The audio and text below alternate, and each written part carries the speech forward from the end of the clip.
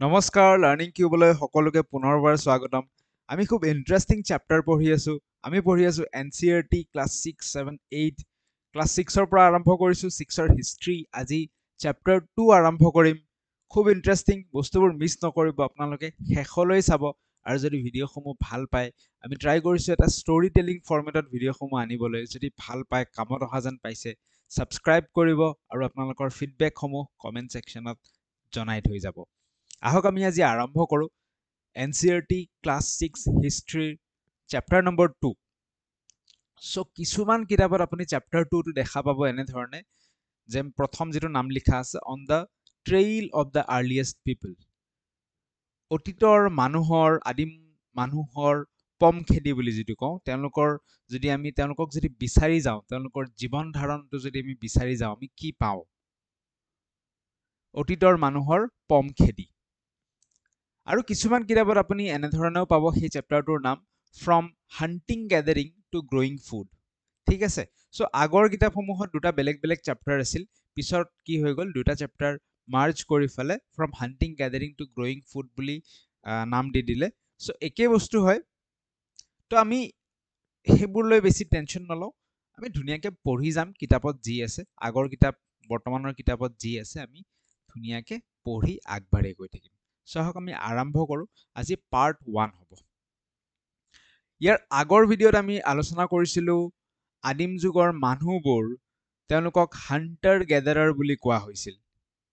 কাৰণ তেওঁলোকে কি কৰিছিল বনত গৈ গ্যাদাৰ কৰি আনিছিল ফল-মূল বা বনৰ যিসমূহ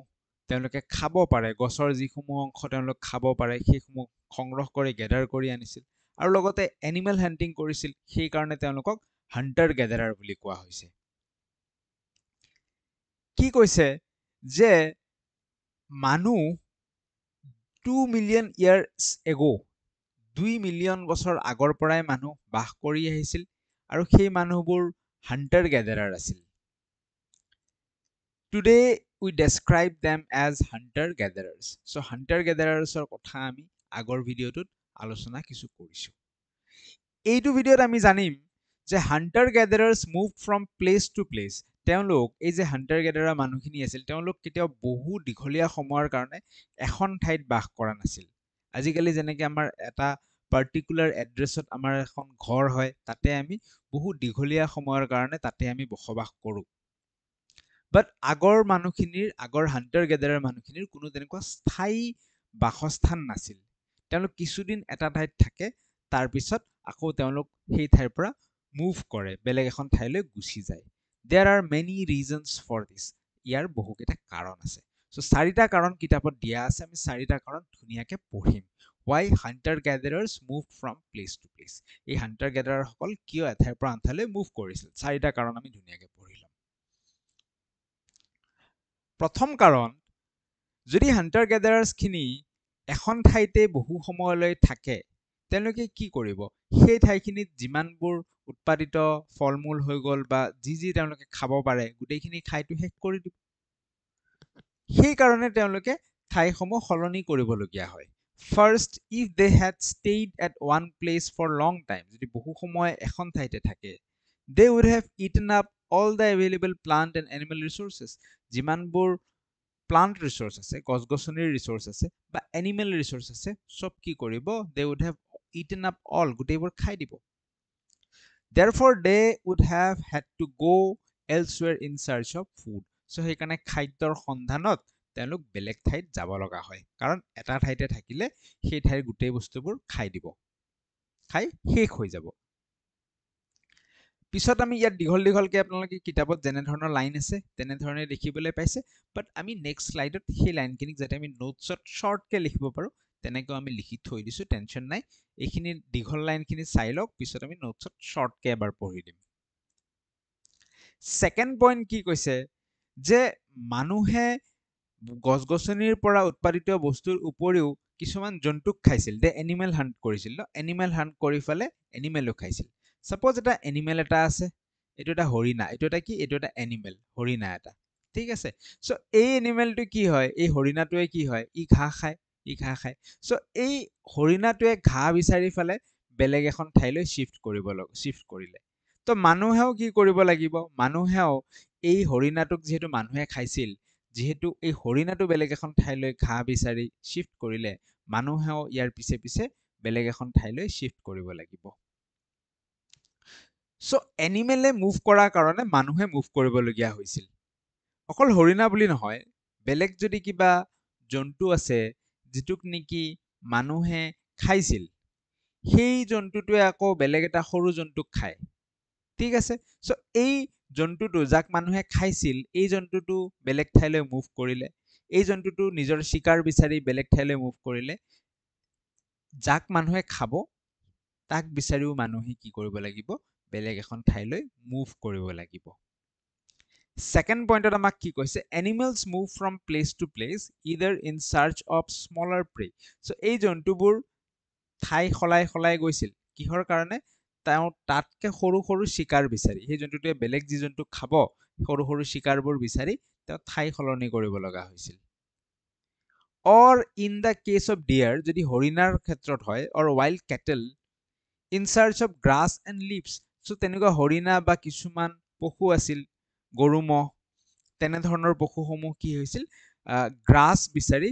বা পাত বিচাৰি ঘাঁহ বিচাৰি বা পাত বিচাৰি বেলেগ এখন ঠাইলৈ মুভ কৰিছিল আৰু যেহেতু এই হৰিণাটোক মানুহে খায় গতিকে মানুহো এই হৰিণাটোৰ পিছে পিছে বা এই হৰিণাটোক হান্ট কৰিবলৈ বেলেগ এখন ঠাইলৈ মুভ কৰিবলগীয়া হ'ল that is why those who hunted them had to follow their movements বুজি পালো আমি দুটা পইণ্ট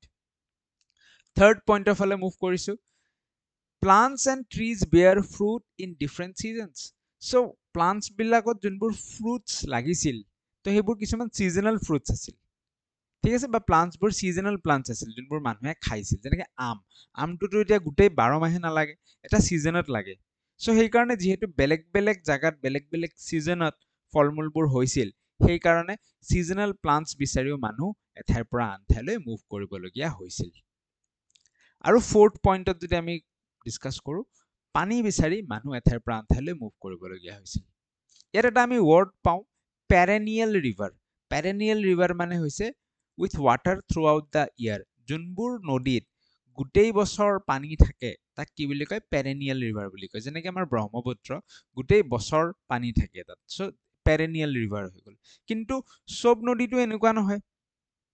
ধৰি ললো মানুহে কোনোবা এখন নদীৰ পাৰত বাস কৰি আছে বাট বছৰৰ এটা সময়ত কি হৈ যায় সেই নদীখন শুকাই যায় সো এটা পানীৰ সন্ধানত মানুহ ইয়াৰ পৰা আকৌ বেলেগ এখন ঠাইলৈ মুভ কৰিবলগীয়া হৈছিল সো এই চাৰিটা কাৰণত মূলত মানুহ আদিম যুগত হান্টাৰ গেদাৰাৰ সকলে এঠাইৰ পৰা আন ঠাইলৈ মুভ কৰিছিল কি কাৰণ নম্বৰ 1 ষ্টেইং টু লং ডিপ্লিটস ৰিসোৰ্সেস বহুত সময় যদি থাকে তাৰ ৰিসোৰ্সেস যি আছে তাতে যিখিনি সমল আছে সম্পদ আছে যিখিনি মানুহে খাব পাৰে সেইখিনি ডিপ্লিট হৈ যাব ঠিক আছে লাহে লাহে কমি আহিব ফৰ্সিং মুভমেন্ট যিটোৱে নেকি মানুহক এঠাইৰ পৰা আন ঠাইলৈ মুভ কৰিবলৈ বাধ্য কৰাইছিল নেক্সট হান্টাৰ্স ফলো মাইগ্ৰেটিং এনিমেলস এনিমেল বিলাক এঠাইৰ পৰা আন ঠাইলৈ মাইগ্ৰেট কৰিছিল সো এতিয়া এই এনিমেল বিলাকক হান্টাৰ বিলাকে খায় সো হান্টাৰেও সেই মাইগ্ৰেটিং এনিমেলস বিলাকক ফলো কৰি তেওঁলোকৰ পিছে পিছে বেলেগ এখন ঠাইলৈ যাবলগীয়া হৈছিল পিপল মুভ ফৰ সিজনাল প্লান্টছবোৰ সিজনাল আছিল প্ৰত্যেকটো সিজনত 12 মাহে তাতে গছ সেই গছত ফলমূল নালাগিছিল যে মানুহে খাব পাৰিব সো সিজনাল প্লান্টছ বিচাৰিও মানুহ এঠাইৰ পৰা আন ঠাইলৈ মুভ কৰিছিল আৰু finally in search of water পানী বিচাৰি মানুহ বেলেগ এখন ঠাইলৈ মুভ কৰিছিল সো কি কাৰণত মানুহ মুভ কৰিল আমি ধুনীয়াকৈ শিকি গলো বুজি গলো এতিয়া আমি ইয়াৰ আগৰ ভিডিঅ'ৰ পৰাই যেটো আমি প্ৰথম চ্যাপ্টাৰ পঢ়িলো তেতিয়াৰ পৰাইতো আমি বহুত কথা পাতিছো যে আগৰ মানুহ এনেকুৱা হান্টাৰ গেদাৰাৰ্স আছিল তেওঁলোকে এইবোৰ কৰিছিল তেনেকে কৰিছিল এইবোৰ কৰিছিল তেওঁলোকৰ জীৱন ধাৰণৰ কথা আমি পাতি আহিছো বাট এইবোৰ আমি গম কেনেকে পাওঁ এইবোৰটো আজিৰ পৰা 20000 বছৰ আগৰ কাহিনী গতিকে এইবোৰ আমি গম কেনেকে পাওঁ how do we know about this people এই মানুহসকলক আমি কেতিয়াও দেখা নাই তেওঁলোকৰ কথা আমি গম কেনেকে পাম one word answer for this is archaeology so আৰ্কিঅলজিষ্টৰ বিষয়ে আমি পঢ়িছো আগৰ ক্লাছটোত তেওঁলোকে মাটি খান্দি ফেলে কিছুমান টুলস সা সজুলি কিছুমান উদ্ধাৰ কৰে বা কিছুমান ৰিমেইনছ অফ বিল্ডিংছ উদ্ধাৰ কৰে কিছুমান পেইন্টিংছ উদ্ধাৰ কৰে কিছুমান হাড় বোনছ বা কিছুমান কাঠৰ টুকুৰা উড সেইবোৰ উদ্ধাৰ কৰে মাটি খান্দি কেনে ঠিক আছে এক্সকেভেট কৰি ফেলে সো সেইবোৰ অধ্যয়ন কৰি ফেলে আমি এই মানুহবোৰৰ বিষয়ে হান্টাৰ গেদাৰাৰ্ছৰ বিষয়ে আৰু অধিক জানিব পাৰো Archaeologists কি পাইছে have found some of the things hunter gatherers made and used. So archaeologists এইবোৰ বিচাৰি পাইছে কিছুমান বস্তু যোনবোৰ নেকি hunter gatherer সকলে বনাইছিল আৰু তেওঁলোকে ব্যৱহাৰ কৰিছিল কিছু সা-সঁজুলি কিছু সামগ্ৰী hunter gatherer সকলে ব্যৱহাৰ কৰা সা-সঁজুলিসমূহ archaeologists বিচাৰি পাইছে তাৰ ভিতৰত কেনে ধৰণৰ বস্তু আছে tools of stone শিলেদি বনোৱা কিছুমান সা-সঁজুলি আছে কাৰণ আগৰ দিনতটো এই লোহা কপাৰ এইবিলাক বস্তু নাছিল এই মেটেলছবোৰ তেতিয়ালৈকে মেটেলছৰ ব্যৱহাৰ আহা নাছিল পিছত আহিছে মেটেলছৰ ব্যৱহাৰ সো বেছিকে তেওঁলোক শিলৰ ব্যৱহাৰ কৰিছিল শিলক বিভিন্ন শেপ দিয়া হৈছিল শেপ দি ফেলে তাক ব্যৱহাৰৰ উপযোগী কৰি তোলা হৈছিল তেওঁলোকে কাঠৰ ব্যৱহাৰ কৰিছিল গছৰ পৰা উড আৰু বন ব্যৱহাৰ কৰিছিল বন মানে হাড় ঠিক আছে এতিয়াও যে কিছুমান তন্ত্ৰ মন্ত্ৰ কৰে বন বিলাক লৈ থাকে সো এনেকুৱা বন কিছুমান ব্যৱহাৰ কৰিছিল বিভিন্ন কামত সো এই যে ষ্টোন উড বনছ এইবোৰ কৰবাত কোনো ঠাইত উদ্ধাৰ কৰা হৈছে হে আমাক জনাইছে আৰু এইবোৰৰ পৰা আমি আগৰ দিনৰ মানুহৰ জীৱনশৈলীৰ বিষয়ে আমি গম পাব পাৰো এতিয়া শিল কি কামত ব্যৱহাৰ কৰিছিল তাৰ আগত আৰু এটা পইণ্ট ইয়াত কোৱা হৈছে যে অফ হুইচ এই যে আমি ষ্টোনৰ কথা ক'লো উডৰ কথা ক'লো বনৰ কথা ক'লো এইবোৰৰ ভিতৰত আটাইতকৈ বেছি কি উদ্ধাৰ কৰা হ'ব বা আটাইতকৈ বেছি কোনটো বস্তু ভালে থাকিব এতিয়া যদি উডৰ কথা কওঁ কাঠটো কেতিয়াবা পচি যায় সো কাঠ কমকে উদ্ধাৰ কৰা হৈছে আটাইতকৈ বেছি যেটো আমি পাইছো এটো হৈছে ষ্টোন বা শিল out of which stone tools have survive the best stone tools survive কৰি গ'ল এতিয়ালৈকে সেইবোৰ হেনেকে ধৰণে মাটিৰ তলত কৰবাত থাকি গ'ল সেইবোৰ আমি উদ্ধাৰ কৰিবলৈ সক্ষম হলো আৰু সেইবোৰৰ পৰা আমি আগৰ মানুহৰ কথা জানিব পাৰিলো ষ্টোন টুলছৰ বা এই টুলছবোৰৰ ব্যৱহাৰ কি আছিল আমি চাওঁ some of these tools were used to cut এই ষ্টোন টুলছ বিলাক কিহৰ কাৰণে ব্যৱহাৰ কৰা হৈছিল to cut meat মাংস কাটিবলৈ ব্যৱহাৰ কৰিছিল বন হাড় কাটিবলৈ ব্যৱহাৰ কৰিছিল স্ক্ৰেপ বাৰ্ক সো গছৰ বাকলি যে এৰাবলৈও কি কৰা হৈছিল ষ্টোন টুলছ ব্যৱহাৰ কৰা হৈছিল সো ষ্টোন এটো এটা দেখিছো আমি ষ্টোনবোৰক এনেকে আকাৰ দিয়া হৈছিল এনেকে আকাৰ দি ফেলে তাৰ সেই ধাৰ কৰি লৈ কেনে তাক গছৰ বাকলি এৰাবলৈও কি কৰা হৈছিল ষ্টোন টুলছ ব্যৱহাৰ কৰা হৈছিল আমি আগৰ ভিডিঅ'টোতো আগৰ ক্লাছটোতো পাইছো গছৰ বাকলিৰ এটা ইউজ কি আছিল মেনুস্ক্ৰিপ্টছ যে বনাইছিল মেনুস্ক্ৰিপ্টছৰ যিবোৰ পাত আছিল সেইবোৰ গছৰ বাকলি ইউজ কৰা হৈছে তাত বাৰ্চ গছৰ বাকলি খাচি গছৰ বাকলি এণ্ড হাইডছ মানে এনিমেল স্কিনছ ঠিক আছে জন্তুৰ ছাল এৰাবলৈও কি কৰা হৈছিল এনে ধৰণৰ ষ্টোন টুল ব্যৱহাৰ কৰা হৈছিল চপ ফ্ৰুটছ এণ্ড ৰুটছ তাৰ উপৰিও ফল-মূল কাটিবলৈ বা ৰুটছ যোনবোৰ খাইছিল ৰুটছবোৰ কাটিবলৈও ব্যৱহাৰ কৰা হৈছিল ষ্টোন টুলছ ঠিক আছে ওকে এটা যে এই যে বন উদ্ধাৰ হৈছে বন মানে কি হাড় ঠিক আছে জন্তুৰ হাড় হ'ব পাৰে এই হাড়বোৰ যে উদ্ধাৰ হৈছে এই হাড়বোৰ কি কামত ব্যৱহাৰ হৈছিল তো এই সজুলিটো যদি আমি চাওঁ এই সজুলিটোত আমি কি দেখিছো যে ইয়াত এটা শিল আছে আৰু এটো এটা হাড় এডাল আছে কোনবা এটা জন্তুৰ হাড় আছে সো এই হাড়ডাল এডাল হ্যান্ডেল হিচাপে ব্যৱহাৰ কৰিছে যেনেকৈ আমাৰ কটাৰী থাকে ঠিক আছে যেনেকৈ আমাৰ কটাৰী থাকে কটাৰীত কি থাকে এটা হ্যান্ডেল থাকে বা আমি যদি ক'ব পাৰো আমাৰ যেনেকৈ হাতুৰী থাকে হেমাৰ ঠিক আছে হেমাৰ এডালটো হ্যান্ডেল থাকিব আৰু এটা এই হেমাৰৰ পাৰ্ট থাকিব এই হেমাৰৰ যেটো পাৰ্ট থাকিব এইটো আমি এটা শিল লৈ লম আৰু যেডাল হ্যান্ডেল থাকিব হ্যান্ডেলডাল আমি এডাল বন বা জন্তুৰ হাড় এডাল লৈ লম তেনেকৈ আমি হাতুৰী এটা বনাব পাৰো ঠিক তেনেকৈ এই সজুলিটো আমি দেখিছো ইয়াৰ হ্যান্ডেলডাল এটা বন এটা লোৱা হৈছে আৰু ইয়াৰ মাথাটোত এটা কি লৈছে শিল লৈছে ঠিক আছে some may have been attached to handles of bone কিছুমান শিল এনেকে জন্তুৰ হাড়ৰ লগত এটাচ কৰি দিয়া হৈছিল বা উড এটো যেনেকৈ দেখিছো ইয়াত এডাল এটো কি আছে উড আছে শিল এটা উডত এটাচ কৰি দিয়া হৈছিল to make spears and arrows for hunting spears মানে আমাৰ যেটো জাঠি বুলি কওঁ ঠিক আছে জাঠিৰ দৰে যেটো দি মানে জন্তু হান্ট কৰিব পাৰিব ঠিক আছে তো এইবিলাক স্পিয়াৰ্স তো এই কাঠ হৈ গল বা নতুবা হাড় হৈ গল সেইবোৰ হ্যান্ডেলত লগাই লৈছিল জাঠিৰ হ্যান্ডেলডালত আৰু মাথাটোত এটা শিল লগাই লৈছিল হান্টিং কৰিবলৈ ব্যৱহাৰ কৰিছিল তাৰোপৰি উডৰ ব্যৱহাৰ কি আছিল বা এই শিলৰ ব্যৱহাৰ কি আছিল উড কাটিবলৈ টু চপ উডছ ঠিক আছে কাঠ সৰু সৰুকৈ কাটিবলৈ যাতে সৰু সৰুকৈ কাটি ফেলে তাক আমি ফায়াৰ উড হিচাপে খৰি হিচাপে ব্যৱহাৰ কৰিব পাৰো তাৰ কাৰণেও এই টুলছ বিলাক এই ষ্টোন টুলছ বিলাক ব্যৱহাৰ কৰিছিল কিছু কথা আমি গম পালো তাৰ উপৰি দুটা ছবি দিয়া আছে এনেকুৱা এটা ষ্টোন টুলছ শিল এটা এনে ধৰণে কাটি লৈছে কাটি লৈ ফেলে তাক মাটি খান্দাৰ কাৰণেও ব্যৱহাৰ কৰিছে আৰু এই এনেকুৱা এটা জুঙাকে শিল এটা কাটি লৈছে তাক যি এনিমেল স্কিন আছে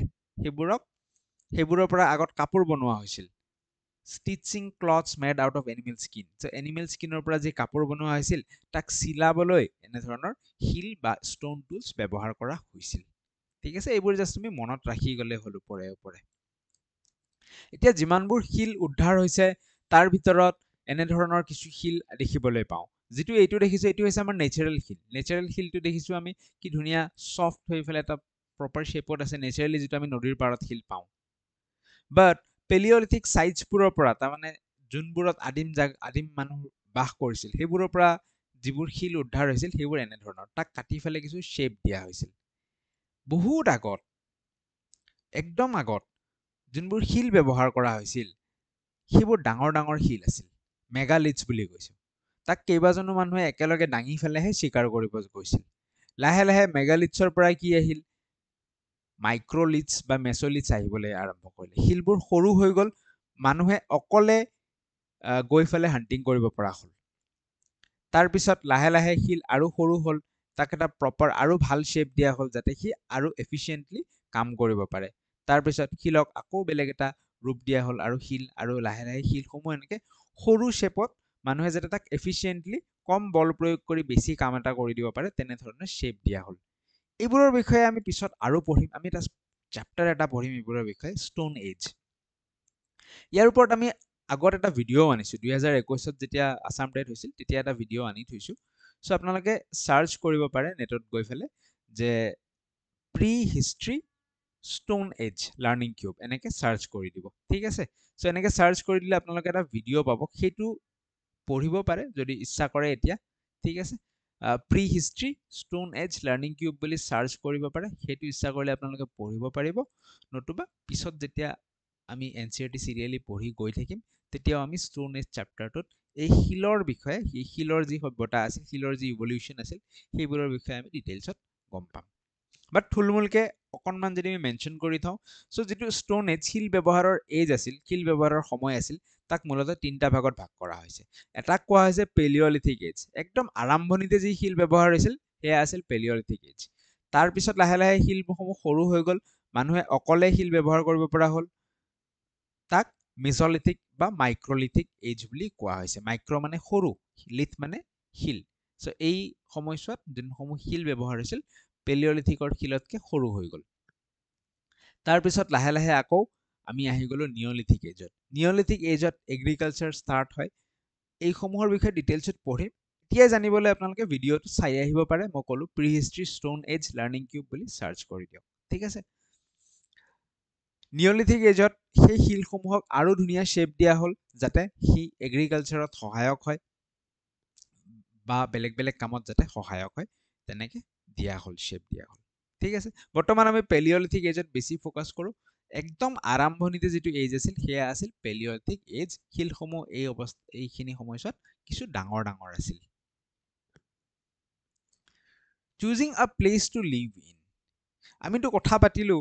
যে মানুহ হান্টাৰ গেদাৰাৰ্ছ মানুহবোৰ কি হৈছিল বিভিন্ন এঠাইৰ পৰা আন ঠাইলৈ তেওঁলোক ট্ৰেভেল কৰিছিল এঠাইৰ পৰা আন ঠাইলৈ গৈ বেলেগ এটা ঠাইত কিছুদিন থাকিছিল তাৰ পৰা আকৌ গৈ বেলেগ এটা ঠাইত কিছুদিন থাকিছিল তো তেওঁলোকে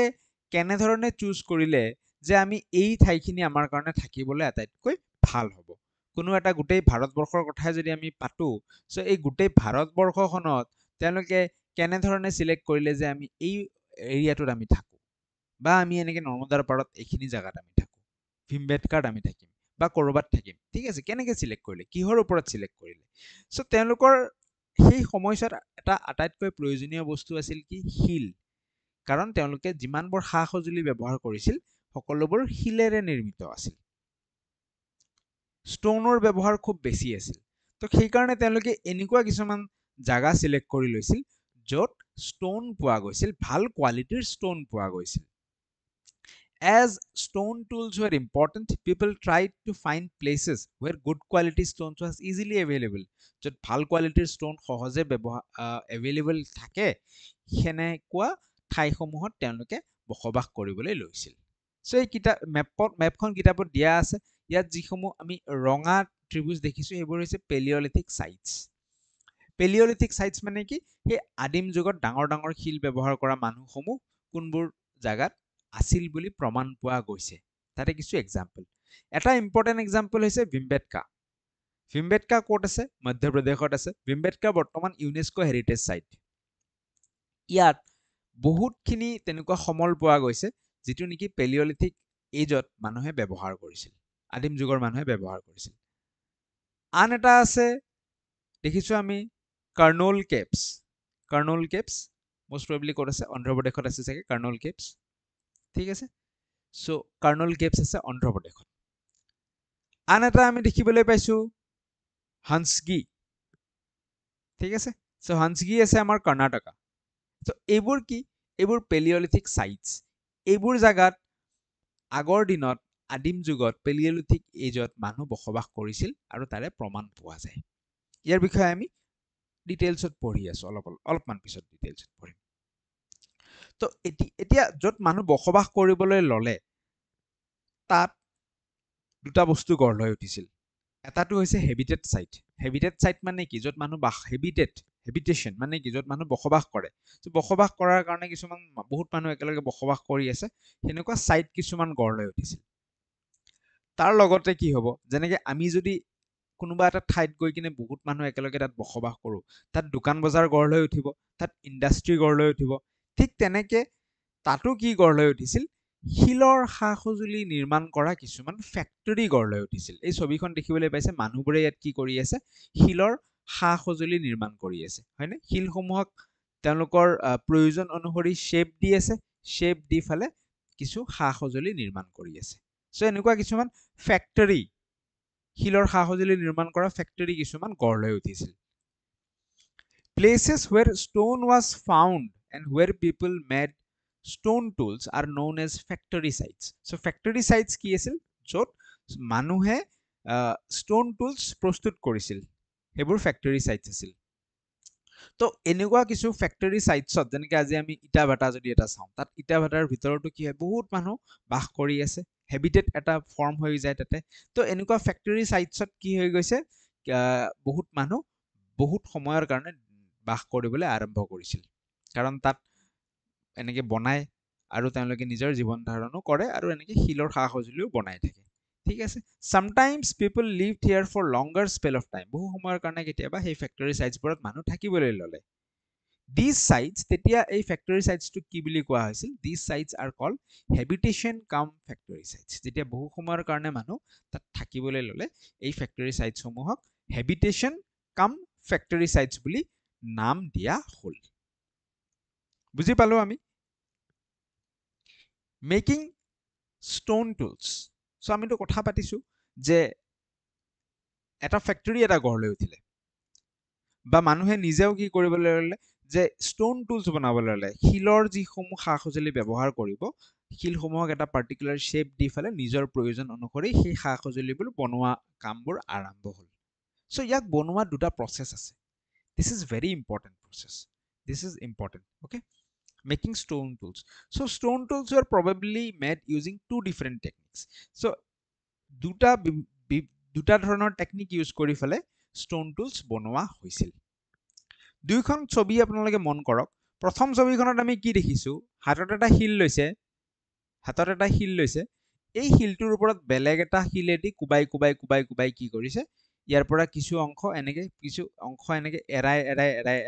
ইয়াৰ পৰা কিছু অংশ এনেকে এৰাই এই তলৰ শিলটোক এটা পাৰ্টিকুলাৰ শ্বেপ দি থকা হৈছে। ইয়াত কি হৈছে? এটা শিলৰ ওপৰত আন এটা শিলেদি কুবাই কুবাই ফালে এটা শিলক পাৰ্টিকুলাৰ শ্বেপ দি থকা হৈছে, টুল এটা বনোৱা হৈছে, ষ্টন টুল। চ' ইয়াত কি হৈছে? এটা শিলে আন এটা শিলক কুবাইছে, ষ্টন অন ষ্টন। ঠিক আছে, এইটোক আমি কি বুলি কওঁ? এইটোক আমি কওঁ ষ্টন অন ষ্টন। কি বুলি কওঁ এইটো টেকনিকক? Stone on stone. ঠিক আছে, মনত থাকিব, এইটো টেকনিকক আমি কম stone on stone. Stone on stone বুলি ক'ম ঠিক আছে প্ৰথম টেকনিকটো এই টেকনিকটোত আকৌ কি হৈছে এটা শিল লৈছো সেই শিলটোৰ ওপৰত বেলেগ এটা শিল দি আমি কোবাইছো বাট বেলেগ এটা শিল আমি ইয়াত যেনেকে হাতেদি লৈয়ে ডাইৰেক্ট কোবাই দিছো এনেকে কোবোৱা নাই বেলেগ শিলটো আমি এটা হেমাৰত লৈ লৈছো হেমাৰত লৈ ফেলে আমি এনেকে কোবাই দিছো হেমাৰেদি কোবাইছো হেমাৰেদি কোবালে কি হ'ব হাতেদি কোবোৱাতকে প্ৰেছাৰটো বেছিকে পৰিব ফোৰ্সটো বেছিকে পৰিব চাবচোন আপুনি কিবা এটা বস্তু কোবাব লাগে কৰবাত হাতেদি কোবালে যিমান বল প্ৰয়োগ হ'ব তাতকে যদি মই হেমাৰ দি হাতুৰি এটা লৈ ফেলে কোবাই দিও কি হ'ব বেছিকে বল প্ৰয়োগ হ'ব ঠিক আছে সো ইয়াত প্ৰেছাৰ ক্ৰিয়েট বেছি হ'ব so this was pressure flag technique এই টেকনিকটো কোৱা হয় প্ৰেছাৰ ফ্লেগ ঠিক আছে এই দুটা টেকনিকৰ নাম পৰীক্ষাত সুধিব পাৰে আৰু বিভিন্ন পৰীক্ষাত সুধে মেকিং ষ্টোন টুলছ দুটা টেকনিক আমি পালো এটা হৈছে ষ্টোন অন ষ্টোন টেকনিক কি লিখা আছে ইমান বেছি নপঢ়িলেও কথা নাই বাট সিম্পলি এইটোৱে ষ্টোন অন ষ্টোনত কি হ'ব এটা শিলে আনটো শিলৰ ওপৰত মাৰিব আন এটা technique very important which is called pressure flaking প্ৰেছাৰ ফ্লেকিঙত কি হয় যে এটা শিলৰ ওপৰত আন এটা শিল দি যেতিয়া মাৰিম তাতে আমি এডাল হেণ্ডেল এডাল লগাই ল'ম হেমাৰৰ নিচিনাকে মাৰিম হিয়াৰ দ্য কোৰ was placed on a farm surface কোৰ মানে যিটো শিলৰ পৰা আমি শেপটো বনাম তাক এটা ফাৰ্ম সাৰফেসত থৈ দিলো the hammer stone was used on a piece of bone or stone তো হেমাৰ ষ্টোন এটা আমি ইউজ কৰিম অন আ পিচ অফ বোন ঠিক আছে এডাল আগৰ দিনতটো হাড্ডি আছে হাড্ডিৰ তাতে আমি এনেকে ব্যৱহাৰ কৰিম to remove flakes that could be shaped into tools flake মানে কি ইয়াত যেনেকে কোবাই থাকিম কিছুমান বস্তু ইয়াৰ পৰা ওলাই যাব নহয় শিলৰ অংশ ওলাই যাব তাৰ পিছতে হি ধুনীয়া শেপ এটা ল'ব ঠিক আছে এইবোৰ ফ্লেক বিলাক আঁতৰাবলৈ আমি প্ৰেছাৰ ফ্লেকিং টেকনিক ইউজ কৰিম হেমাৰ দি ফেলে ইয়াত আমি কোবাম বুজি পালো আমি ধুনীয়াকে দুটা টেকনিক ষ্টোন বনোৱাৰ এটা টেকনিকক কোৱা হৈছে ষ্টোন অন ষ্টোন টেকনিক আৰু এটা টেকনিকক প্ৰেছাৰ ফ্লেকিং বুলি কোৱা হৈছে নেক্সট আমি ইম্পৰ্টেণ্ট পাৰ্টলৈকে মুভ কৰিলো that is the some important sites এতিয়া ভাৰতৰ বিভিন্ন জাগাত এনেধৰণৰ আগৰ দিনত কি হৈছিল তাৰে প্ৰমাণ আৰ্কিঅলজিষ্টে বহুত উদ্ধাৰ কৰিছে সো তাৰে আমি কেইটামান চাৰিটা জাগা আমাৰ কিতাপত মেনশ্যন আছে এইটো চেপ্টাৰত সেই জাগাকেইটাৰ বিষয়ে অলপ পঢ়িম ঠিক আছে এই আটাইবোৰ জাগা কোনটো এজৰ হয় আমি যে ষ্টোন এজ তিনটা পালো পেলিঅলিথিক মেছলিথিক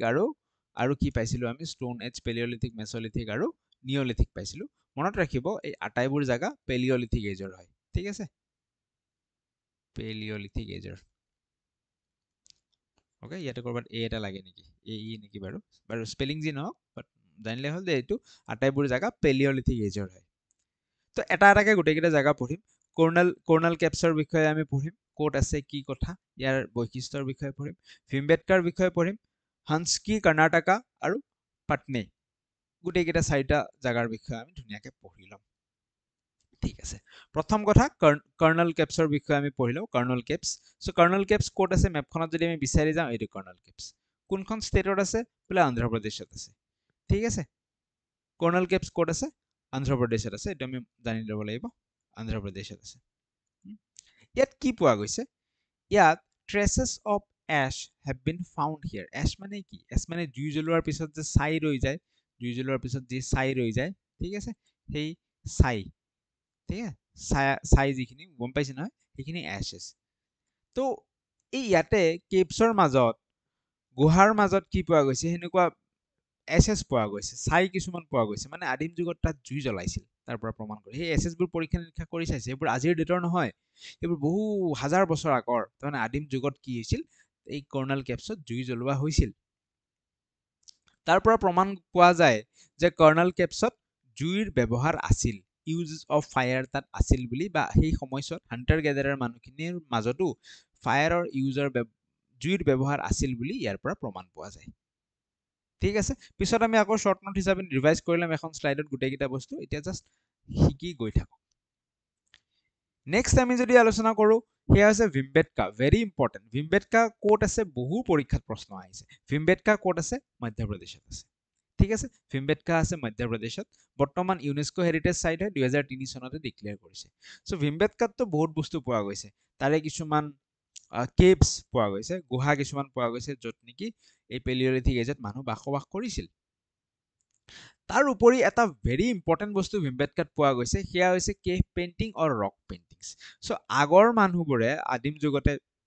মানুহবোৰে সেই গুহাসমূহৰ শিলসমূহত কিছু পেইণ্টিং ড্ৰ কৰিছিল এনেকুৱা ধৰণৰ সো এই পেইণ্টিংবোৰৰ পৰা আমি তেওঁলোকৰ ইনফৰমেশ্যনবিলাক পাওঁ তেওঁলোকে যিবোৰ কাম কৰিছিল যেনেকে তেওঁলোকে এনিমেল হান্টিং কৰিছিল সেই এনিমেল হান্টিঙৰ ছবি সেই ৱালসমূহত তেওঁলোকে নিজেই অংকন কৰিছিল ঠিক আছে যিসমূহ ছবি অংকন কৰিছিল বুজিব পৰা গৈছিল যে এইটো এনিমেল হয় এইটো এটা ফিমেল ফিগাৰ হয় এইটো মানুহ হয় মানুহটো জন্তু এটা কাটি আছে বা জন্তুটো খাই আছে বা কিছুমান জায়গাত সোসাইটি হিচাপে মানুহ এনেকে বহি আছে এনেকুৱা বহু কিছু পেইন্টিং আছিল পেইন্টিং উদ্ধাৰ কৰা হৈছে পেইন্টিং মানে কি একদম আজিৰ দিনৰ নিচিনা একদম এম এফ হুছেইনে আঁকা সেই পেইন্টিং নহয় এই এনেকুৱা ধৰণৰ চিম্পল চিম্পল এনেকে ৱালত গহাই আমাৰ যে সেই স্কুলৰ ৱাশৰুমত থাকে সেনেকুৱা টাইপৰ পেইন্টিং মানে সেইটো সেন্সত কোৱা নাই বাট যেটো একদম নৰ্মেল পেইন্টিং থাকে এনে আঁকি দিলো আৰু মন গ'ল কিবা এটা আঁকি দিলো সেনেকুৱা টাইপৰ পেইন্টিং ঠিক আছে একদম সফিষ্টিকেটেড পেইন্টিং নহয় তো মধ্যপ্ৰদেশৰ ভীমবেটকাত এনেকুৱা পেইন্টিং পোৱা গৈছে তাৰ উপৰিও কিতাপত মেনশন আছে যে উত্তৰ প্ৰদেশতো এনে ধৰণৰ সিমিলাৰ ৰক পেইন্টিংছ বুলি যাক কোৱা হয় সিমিলাৰ ৰক পেইন্টিংছ পোৱা গৈছে আৰু কিছুমান জায়গা আছে ছত্তীশগড়তো এনেকুৱা আছে বাট কিতাপত স্পেশালি মেনশন আছে ভীমবেটকা আৰু উত্তৰ প্ৰদেশ বুলি মেনশন আছে সো উত্তৰ প্ৰদেশৰ এনে মিৰ্জাপুৰত এনে ধৰণৰ পেইন্টিংছ পোৱা গৈছে আমি ভীমবেটকা নামটো মনত ৰাখিলে হ'ল আৰু লগত উত্তৰ প্ৰদেশ মনত ৰাখিলে হ'ল লগত এডিশনাল ইনফৰমেশন ভীমবেটকাক UNESCO heritage world heritage site হিচাপে ডিক্লেয়াৰ কৰা হৈছে 2003 চনত এইখিনি কথা আমি জানিলেই হ'ল তাত কেভ সমূহত ৰক পেইন্টিং পোৱা গৈছে কোনটো সময়ৰ কেভ পেলিঅলিথিক এজৰ কেভ হান্সকিৰ কথা আমি পাতো হান্সকিখন মেপত ক'ত আছে এইখন হান্সকি কোনখন ষ্টেটত হান্সকিখন থাকিব কৰ্ণাটকা হান্সকিখন কোনখন ষ্টেটত আছে কৰ্ণাটকাত আছে ঠিক আছে কৰ্ণাটকা তো হান্সকিত কি পোৱা গৈছে A number of early Paleolithic sites were found here. At some sites, a large number of tools used for all sort of activities were found. বহুত tools পোৱা গৈছে important মনত ৰাখিবলগীয়া এইটো হান্সকি এটা কি আছিল these were probably habitation cum factory sites হান্সকি ঠিক আছে অপশনত সুধিব কোৱেশ্চনত যে এই তলৰ habitation cum factory sites কোনটো হয় হান্সকিটো habitation cum factory site habitation cum factory site মানে কি আগত আমি পঢ়িলো নহয় অলপমান যে যিবোৰ ঠাইত মানুহে সেই ফেক্টৰী বনাইছিল শিলৰ সা সঁজুলি বনাইছিল আৰু তাতে মানুহ দীঘলীয়া সময়ৰ কাৰণে থাকিবলৈ ল'লে those were the habitation cum factory site তাৰ এটা এক্সাম্পল হৈছে হান্সকি আৰু এটা আটাইতকৈ ইম্পৰ্টেণ্ট কুৱেশ্যনছ ইয়াৰ পৰাও আহিব পাৰে যে যিবোৰ টুলছ উদ্ধাৰ কৰা হৈছে most tools were made from limestone তো যিবোৰ ষ্টোন টুলছ আছিল তাত কোনটো ষ্টোন ইউজ কৰা হৈছে লাইমষ্টোন ঠিক আছে চূণশিল বুলি যেটো আমি কওঁ লাইমষ্টোনৰ টুলছ উদ্ধাৰ কৰা হৈছে এইখিনি কথা আমি মনত ৰাখিব লাগিব 2 মিনিট পিছত আমি আকৌ এবাৰ ৰিভাইজ কৰি লম এখন ষ্টাইলত গুটেইখিনি এই যেটো পক্ষী দেখিছো এই পক্ষীটোক অসমীয়াত কি কয় মোৰ নামটো মনত আহা নাই অস্ট্ৰিচ বুলি যেটো আমি কওঁ এই পক্ষীটোটো বৰ্তমান ভাৰতত আমাৰ ভাৰতত নাই কিন্তু প্ৰমাণ পোৱা গৈছে যে পেলিঅলিথিক এজত এই চৰাইটো আমাৰ ভাৰতত আছিল অস্ট্ৰিচ ইন ইণ্ডিয়া পেলিঅলিথিক এজত আছিল কেনেকে প্ৰমাণবোৰ পালো আমি পাটনে ইন মহাৰাষ্ট্ৰৰ পাটনেত এই পক্ষীটোৰ কি পোৱা গৈছে এগ কণীৰ শেলছ পোৱা গৈছে ঠিক আছে সো তাৰ পৰা আমি প্ৰমাণ পাওঁ যে এই অস্ট্ৰিচ পক্ষীটো আদিম যুগত ভাৰতত আছিল আজিৰ ডেটতহে নাই Designs were engraved on some pieces while beads were also made out of them. So এই পক্ষীটোৰ যিবোৰ eggshells পোৱা গৈছে তাৰে কি কৈছে designs were engraved on some pieces তাৰে কিছু eggshells কিছু ডিজাইন কৰা হৈছিল কিছু ঠিক আছে এস্থেটিক ৰূপ এটা দিবলৈ কিবা কিবি ডিজাইন আকবাক কৰিছিল কণীৰ শেলছবোৰত আৰু কিছু কি কৰা হৈছিল while beads were also made out of them এই পক্ষীৰ যিটো shells আছে eggshells তাৰ পৰা কিছু মণি মুকুতা জাতীয় বস্তু বিটস জাতীয় বস্তু এই পক্ষীৰ eggshells পৰা তেনেকুৱা ধৰণৰ বস্তু বনোৱা হৈছিল ঠিক আছে তুলমুলকে আমি মনত ৰাখিব লাগে যে পাটনে ইন মহাৰাষ্ট্ৰত অস্ট্ৰিচ পক্ষীৰ eggshells পোৱা গৈছে পেলিঅলিথিক এজত আৰু eggshells বোৰত কিছু ডিজাইন আছিল লগতে বিটস বনোৱা হৈছিল মণি মুকুতা জাতীয় বস্তু বনোৱা হৈছিল এইখিনি কথা মনত ৰাখিব লাগে যেটো চাৰিটা সাইটস আমি পালো সেই চাৰিটা সাইটছৰ যদি আমি কুইক ৰিভিজন এটা লৈ লওঁ কৰ্নেল কেভছ কোড আছে অন্ধ্ৰপ্ৰদেশত আছে কৰ্নেল কেভছৰ বিষয়ে আমি ইম্পৰ্টেন্ট ইনফৰমেশন কি পাইছো এশ পোৱা গৈছে এশ মানে কি ছাই পোৱা গৈছে ন তাৰ অৰ্থটো কি তাৰ অৰ্থটো আমি এনেকে ধৰিব পাৰিম যে ফায়াৰৰ ইউজ সেই সময়ত আছিল ফায়াৰৰ ইউজ যে আছিল সেই সময়ত কোনে প্ৰমাণ দিয়ে কৰ্নেল কেপছ অন্ধ্ৰপ্ৰদেশ কি পোৱা গৈছে তাত এছ পোৱা গৈছে ঠিক আছে ছাই পোৱা গৈছে ভীমবেটকা ইন মহাৰাষ্ট্ৰ ইয়াত কি দেখিছো আমি ৰক পেইন্টিংছ আছিল ৰক পেইন্টিংছৰ পৰা আমি বা কেভ পেইন্টিং বুলি যাক আমি ক'ব পাৰো ৰক পেইন্টিং বা কেভ পেইন্টিংৰ পেইন্টিংসমূহ অধ্যয়ন কৰিলে আমি গম পাওঁ সেই সময়ৰ মানুহবোৰ হান্টাৰ গেদাৰাৰ আছিল এনিমেল গেদাৰিং এনিমেল হান্টিং তাহাঁতে কৰিছিল বুজি পাই গৈছো ঠিক আছে ভীমবেটকাৰ কথা গম পালো লগতে ভীমবেটকা কি আছে ইউনেস্কো হেৰিটেজ